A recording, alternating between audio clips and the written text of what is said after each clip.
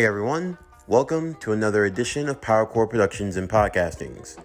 And in today's video, we're going to be continuing Jujutsu Kaisen, The Spire's Curse. What if Miles Morales was Sukuna's vessel? Season 1, Part 6. As always, if you are new to the channel or if you're a regular and like what we have to offer, then please don't forget to like, comment, subscribe, share, and hit that bell for post notifications so you can stay up to date on everything that is PowerCore Productions and Podcastings that's to come out now and in the future. As we continue on into Part 6, we are now halfway through Season 1 officially. Where we last left off, Miles and Nanami battled against the cursed spirit Mahito. And in a twist of fate, Junpei does not succumb to the fate of death, but rather has been reborn as something entirely different and entirely sinister. But as our favorite Jujutsu sorcerers of Jujutsu Tokyo Tech reunite after a month apart, how will they have all grown in their skills and abilities? And how will they fare as the Kyoto Tokyo Good Sister School Will event is set to take place, with Miles having a major target on his back as the students of Kyoto all aim to take him out, one in particular. But for all this and more, stay tuned as we now continue the story. As always, sit back, relax, and enjoy the show.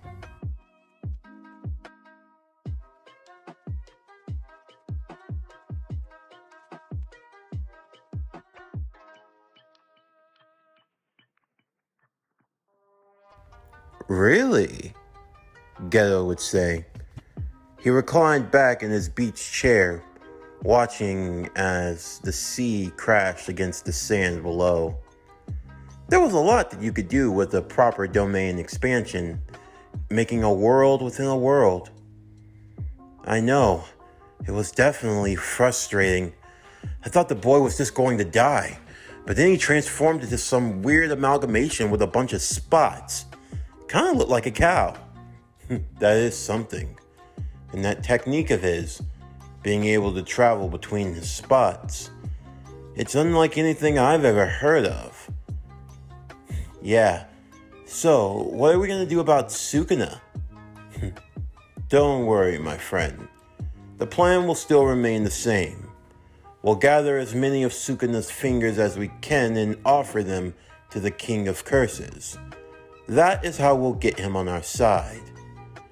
And as for dealing with that Satoru Gojo, the plan is now in motion. When it comes time, on October 31st, we'll be able to remove him from the chessboard entirely. Yeah, but still though, to think that he would have survived after all this time, and to see how strong he's gotten, the boy definitely has will. And also, there's Junpei. Ah yes, the boy that declared war on Sukuna himself. It will definitely be an exciting display of power, to say the least. So, who do you think's gonna win, huh? That Junpei kid or Sukuna? In the long run, my money will always be on Sukuna to prevail. But even still, the fact that Junpei was able to survive your augmentation of his very soul, it only speaks testament to the power that he has and potential as a Jujutsu sorcerer. This is why I hate sorcerers.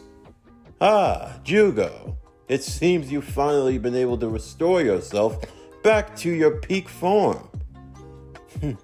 Although I must admit, you were in a bit of a tight situation.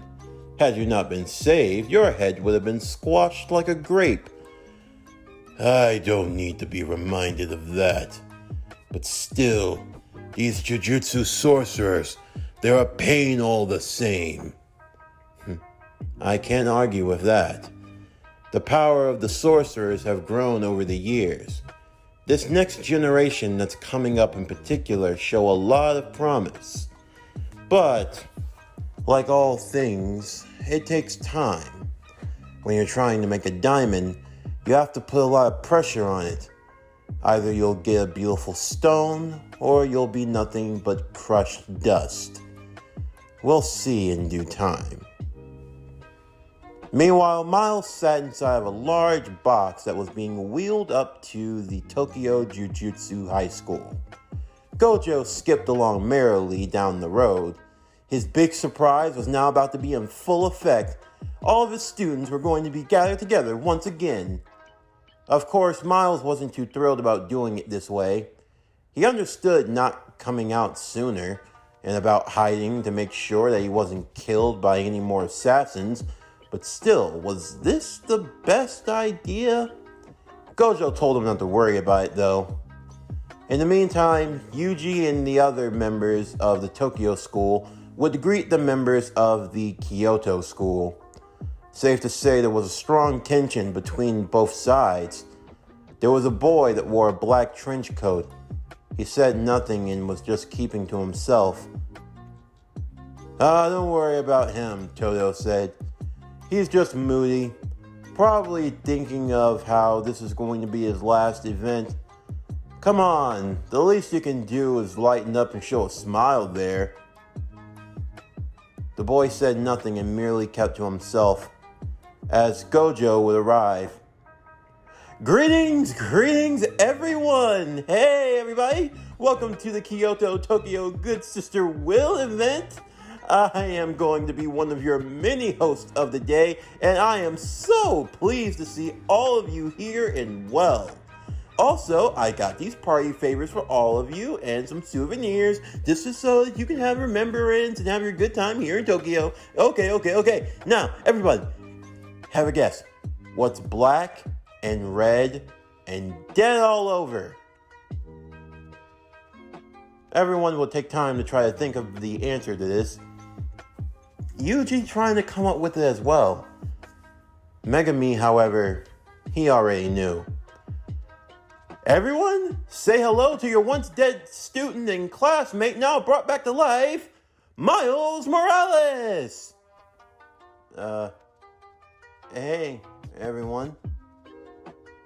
Huh? Miles! Yuji would run over to Miles immediately and tackle him into a hug. I had this feeling like you could have survived that. Man, I'm so glad to see you. I'm so glad that you're alive, man. You're so... This is awesome. It's so awesome. Yuji, Miles would say, you don't have to... I was so worried. I'm just so glad that you're okay. Yeah, man. Thanks. Nobara would move over to Miles before slapping him upside the head. Ow! What was that for? You know why. Still, it's glad to have you back. Yeah. Hey, Fushiguro. Miles. I could sense you when you were going up the rampway here. Sorry, I just didn't want to spoil it for everyone. Wait, you knew? You didn't?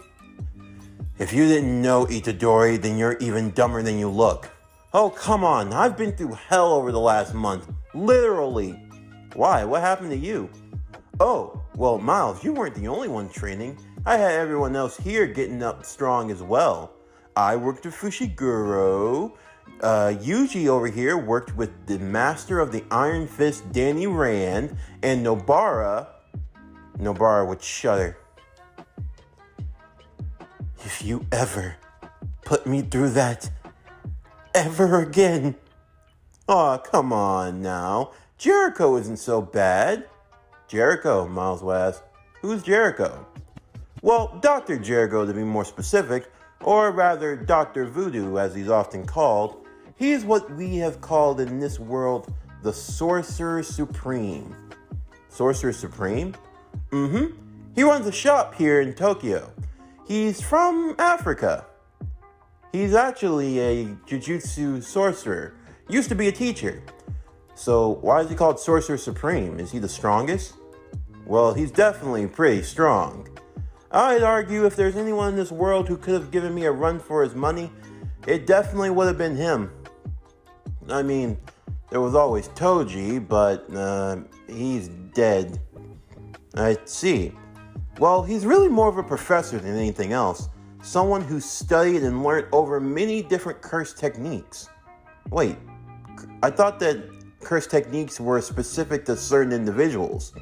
Oh, they are, as Gojo would explain to Miles. Under normal circumstances, curse techniques are original. They are something that can only be with the person that they came with.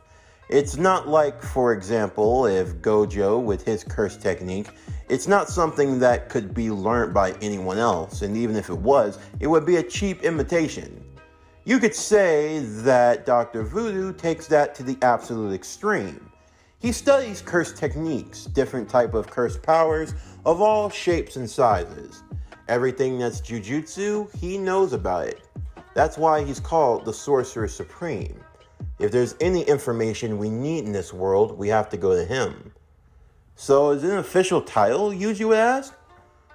Well, normally it is, although chances are Sorcerer Supremes don't get involved in fights too much. More often than not, they usually grow old and die, and then they pass it on to the next person. The Sorcerer Supreme before Jericho was a guy from the United States, a guy named Dr. Stephen Strange. It was nasty too. He ended up getting in this car crash, destroyed his hands terribly. But then he ended up learning how to use cursed techniques and cursed energy and was able to restore them somewhat. He was the Sorcerer Supreme all the way back in the 1970s, and he lasted for a good time. The old guy didn't croak till around 2010 to be more specific. Then he passed it down to Jericho, and Jericho's been running it ever since. He has this place in Tokyo called the Sanctum Sanctorum. I'll take you guys there sometimes. In the meanwhile, Miles would be getting himself acclimated with everyone else, that being Maki, Panda, Toge, everyone he didn't get a chance to meet because, well, they all thought he was dead. Of course, for the students of Kyoto, specifically their teacher, Gakuganji, he was not too thrilled seeing Miles Morales still alive, especially since they believed that he had died. He would meet with his students privately, going over what needed to be done. This time around, they were going to make sure they finished the job, and thankfully the events of the Kyoto Goodwill School event was going to provide the cover that they needed. Before the festivities would start, though, Megami would meet with Miles privately. Hold out your hand. I'm gonna give you the power back. The power. You should have it back. The cursed spider? It was yours to begin with. And besides, now that you're alive again, you're better suited for it. I don't think so. What? See? Miles would shoot out cursed webbing, showing that he still has powers. But how? Oh, well, I guess the best way to describe it is that the power kind of imprints itself onto each person it's passed to. Technically speaking, the power gets stronger with each holder. So in terms of using the cursed spire itself, you'll be a stronger user of it than I ever was, even if I do have Sukuna. Or I guess a better way of putting it, if you take Sukuna out of the equation and you stack the two of us up side to side, you would ultimately be the stronger Spider-Man. Stronger than me and stronger than Peter. I see. So there's a lot more to the cursed spider than we once thought. But why don't you? Because I'm gonna die. Oh. Come on, still need to be sad about it. We already knew how this story was going to end. I was gonna have to pass the power down to someone eventually. And there's no one else that I'd want to pass it down other than you, Fushiguro. I know you'll have what it takes to use the power. And when the time comes, you can pass it down to someone that you find worthy. Oh, I see. Also, I like the new upgraded suit, by the way. Yeah, it was something like how Peter used to wear. Oh, really? It's definitely cool. And you've even gotten on putting on the mask. I just wear it when I'm in combat. I didn't want to wear a full mask, so I just wear it the way that Gojo wears his eye covering. Yeah, Yuji and Nobara's outfits look different too. Nobara's is all brown and stuff with different shades of red, and Yuji's is green and yellow with that dragon mark. Say, what was he doing anyway? Yuji would then explain to everyone what he was doing during his training. You see, under normal circumstances, someone who's training in the art of the Iron Fist would have years upon years to hone their skills. However, Yuji only had a month, so the first week of that month was spent doing something that could have killed him in the worst way possible. Yuji was locked into a kettle. The kettle was placed over a fire. Danny would take fire from the immortal dragon and would light up the kettle. Yuji basically had to sit in the flames of the immortal dragon for 7 days straight, using his cursed energy to regulate his entire body, to keep himself from burning and to keep himself from dying. The heat was absorbed into Yuji's body, as such giving his entire body the body of the Iron Fist. When Yuji stepped out of the cauldron, his body felt like it was over 500 degrees. Every step he took left a smoking cinder on the ground. But, despite the near-death experience, and feeling like he was sitting in the center of the damn sun, the results were worth it. Yuji learned this firsthand as Danny would take a gun, hold it up point blank to his skull, and empty the clip. Yuji was worried that he was going to die, but no. The bullets didn't harm him. He also took a sword. He took that sword and shoved it through his chest. Or he tried to. The sword bent every which way. Just like I thought. You do have what it takes, kid. Wait, so what happened to my body? Well, as far as man-made weapons go, you're completely indestructible. Nothing on this earth can kill you. However, Danny would take a bullet, infuse a little bit of cursed energy into it, and then he would flick it at Yuji. It would hit him on the hand, and it would actually leave a little mark, drawing faint amounts of blood. Ow! You're now immortal when it comes to man-made weapons, but anything imbued with cursed energy can still do you harm. But, now that you have that body, I'm going to teach you something entirely different. What Yuji was taught was something that went against everything that cursed energy stood for. Everything that Jujutsu stood for. It's part of the reason why Danny technically wasn't labeled as a Jujutsu sorcerer, despite knowing how to use cursed energy. I'm going to teach you how to convert cursed energy into pure energy. He would show him as Yuji would see the red energy that flowed around Danny's hand. You see this? This is cursed energy. With it, you can do standard things, cursed techniques, cursed attack, energy, thing of that nature, you understand. Now, take a look at this. The red cursed energy around his hand would start to turn into a yellow-like aura that irradiated gold. Whoa, how are you? This is called chi. Chi? You mean like that stuff Kung Fu guys use in the movie? Something like that, only it's not fake, it's real, although learning how to use it, it's very difficult. You see, the only way you can actually learn how to use chi is if you know how to use cursed energy. It's not the other way around. If you don't know how to use cursed energy, using chi is next to impossible. But why are you teaching me that? Simple. I want you to fill up your fist with as much cursed energy as possible. Like this? Yuji's fist would now irradiate the red aura, while Danny would hold up his hand that emanated the golden chi aura. Now, I want you to strike my hand as hard as you can. Yuji would do so. The moment both fists made contact, both auras would disappear. Whoa, how did you? Chi uses positive energy.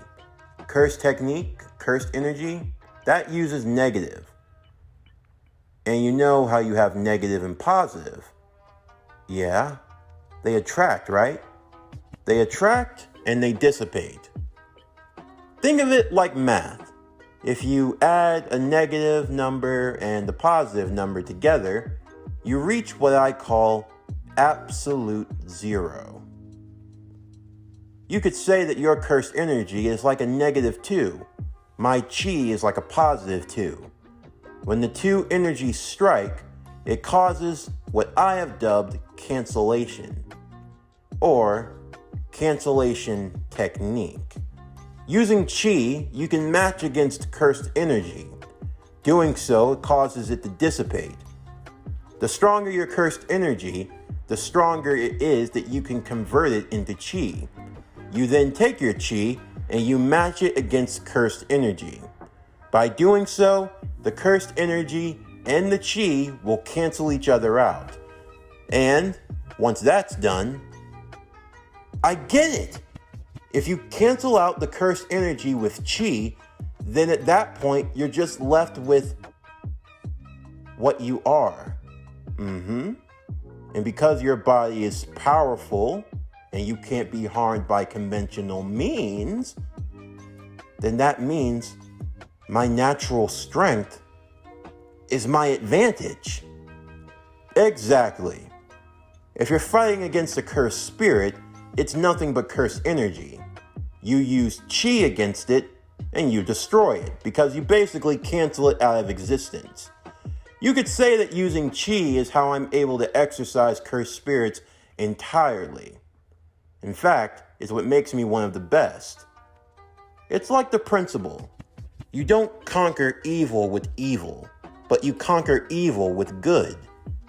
So, if you're fighting against, say, an evil Jujutsu sorcerer, or someone who's gone rogue, and they attempt to use a cursed energy or cursed technique against you, you can cancel it with chi. Once that's done, you're left with just two individuals, and the stronger of the two will always win. That's why I've made your body the way that it is. Because now, you can use that freakishly raw strength of yours to your own advantage. And you can amplify your strength with chi as well. Usually would continue on explaining how his chi actually worked, leaving everyone mesmerized. They didn't think that something like that could even be possible. Of course, for Nobara, she would recount her training experience, that being locked inside of the Sanctum Sanctorum for a month, a place where you're bound to see a lot of strange and creepy things. Thankfully, Nobara had only one thing that kept her going: her absolute hatred of being in this situation.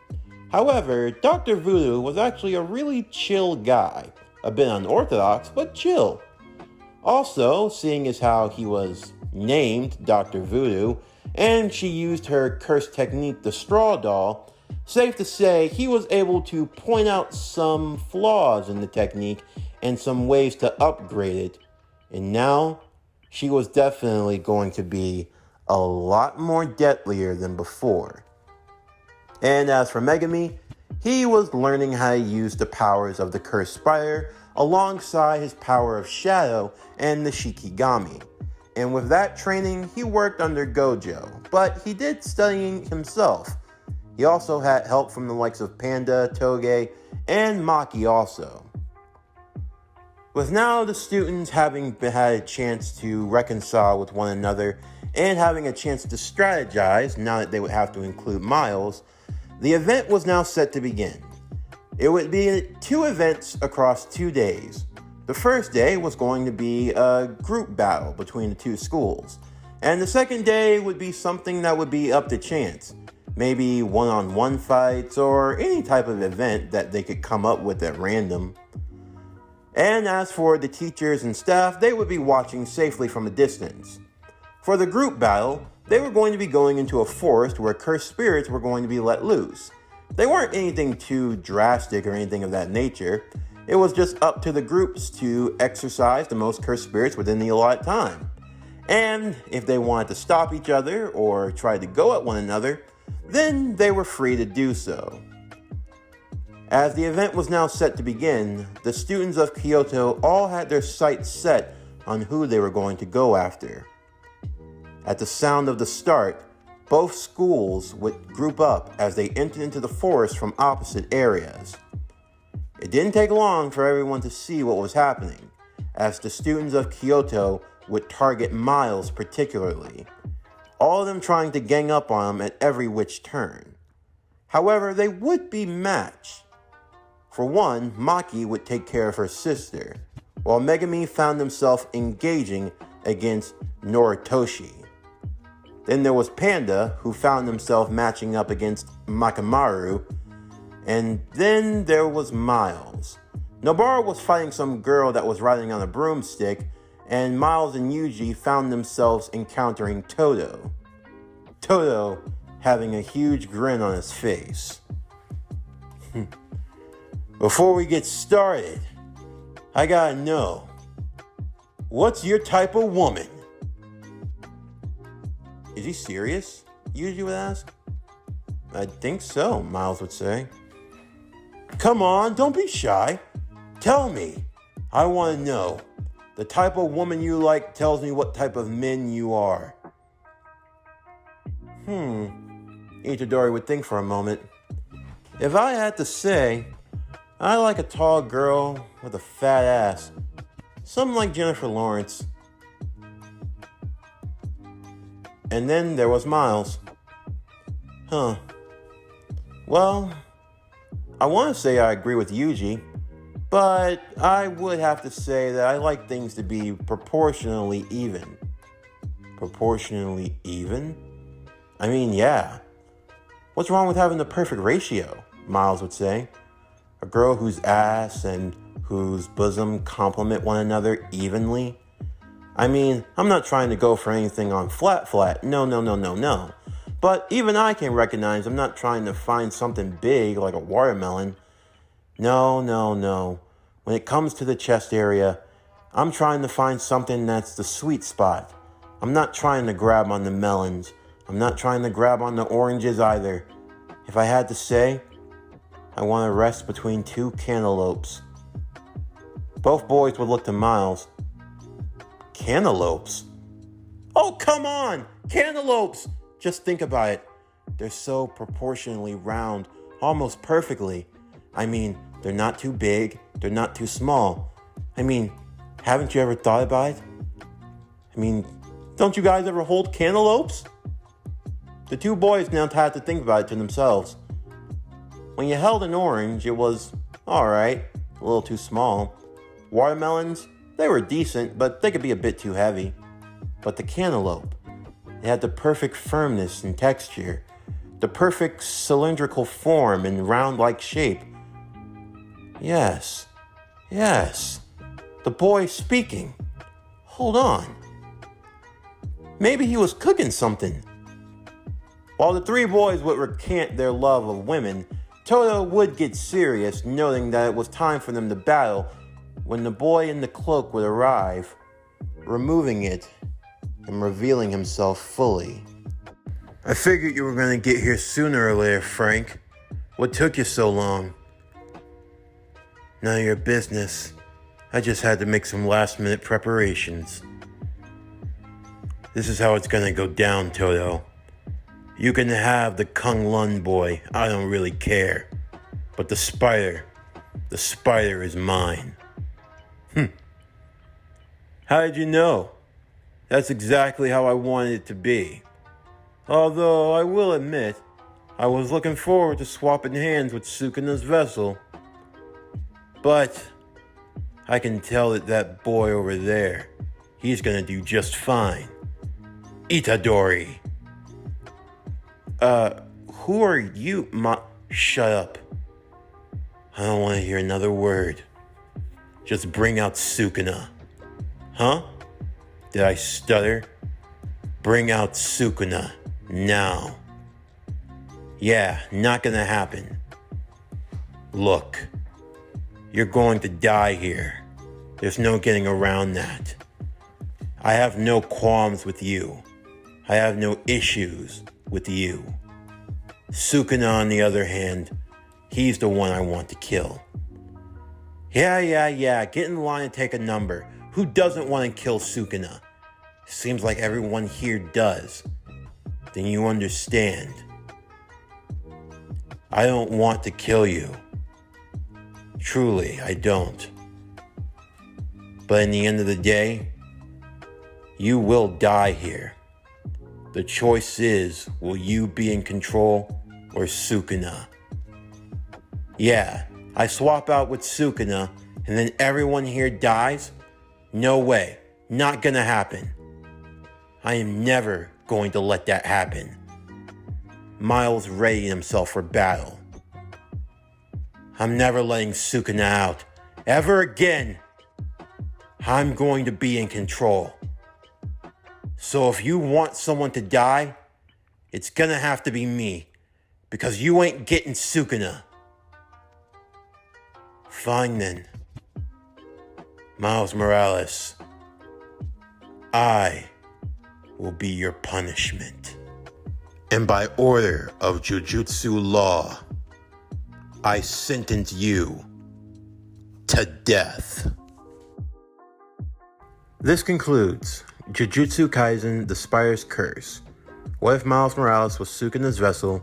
Season 1, Part 6. As always, if you enjoyed today's video and everything else that we have to offer, then please don't forget to like, comment, subscribe, share, and hit that bell for post notifications so you can stay up to date on everything that is PowerCore Productions and Podcastings that is to come out now and in the future. Stay tuned for tomorrow's video as we continue Konosuba and the Adventures of Spider-Ham. What if Kazuma was Spider-Ham? Season 2, Part 2. But anyway, that's going to do it for the end of today's video. I'm Javon Harrington with PowerCore Productions and Podcastings. Signing off, and I'll see you next time.